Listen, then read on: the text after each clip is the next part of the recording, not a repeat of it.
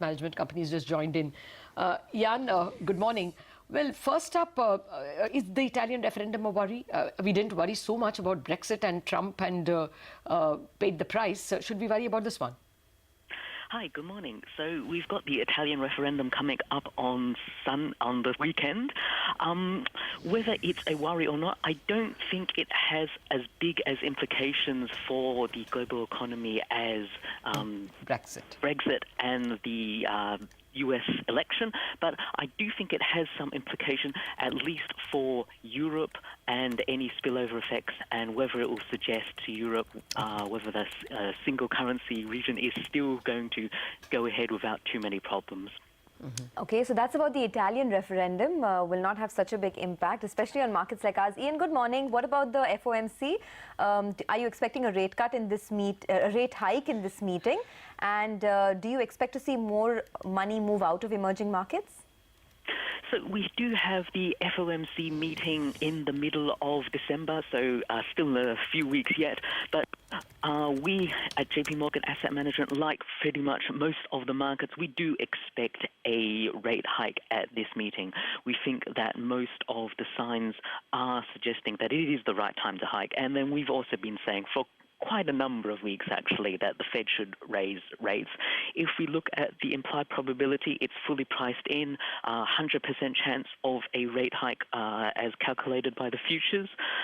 Whether that will lead to more outflows from the emerging markets due to, well, I guess the idea here is that rising inflation should also mean a stronger US economy and a stronger US dollar. Most of these are interlinked. And that would suggest that a rising US dollar has tended to be negative. So it has caused a lot of outflows to emerging markets. Whether that will continue or not, I think a lot of this will depend on our outlook for a lot of the president-elect's incoming policies. There's still a lot of uncertainty over policy.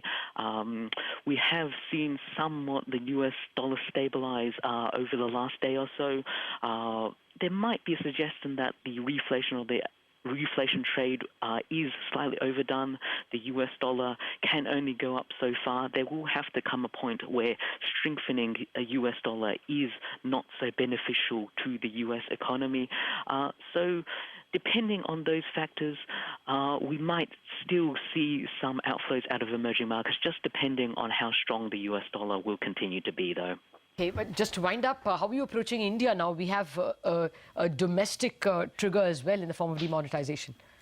Yes, so India has some positives. It's a bit more insulated from the global trade. I think any issues over US policy will have slightly less effect on India compared to a lot of other Asian markets. But I do expect GDP growth to slow when the numbers come in next quarter for just this last quarter as well because of the demonetization issues. All right, Ian, we'll leave it at that. Thank you so much for joining us. We'll touch base with you again when we get the